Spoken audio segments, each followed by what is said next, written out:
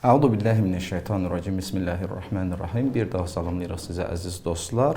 Ramazan ayı boyunca Ayətullah Məkarim və Ayətullah Xamnevi və Ayətullah Sistani ağaların nəzərlərini siz əzizlərin diqqətinə çatdırırıq. Bu məsələlərdən biri oruc tutan şəxsin səhv edərkən və yaxud ixtiyarsız halda muftiratdan istifadə etməsi məsələsidir.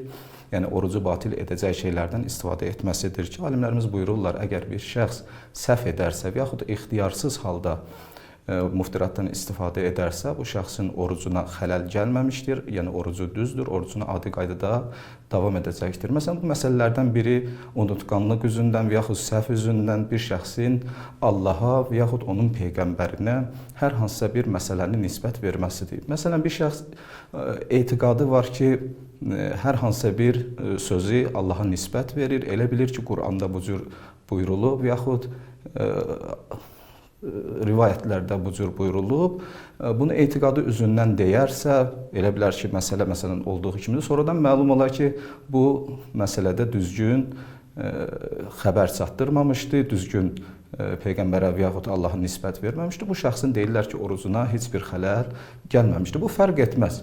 Ramazan ayının orucudur və yaxud qeyri oruclardır ki, hər bir halda oruca heç bir zərəri yoxdur. Orucu düzdür, hətta qəza orucu belə olsa, əgər bir şəxs səhv edərsə və yaxud ixtiyarsız halda muftiratdan istifadə edərsə, məsələn, qəza orucu tutur, qəza orucu tutduğu halda bilmədən yemək yeyir, su içir, bu da həmçinin orucuna xələl yetirməmişdir. Bu şəxsin orucu düzdür. Vəssalamu aleykum və rəhmətullah.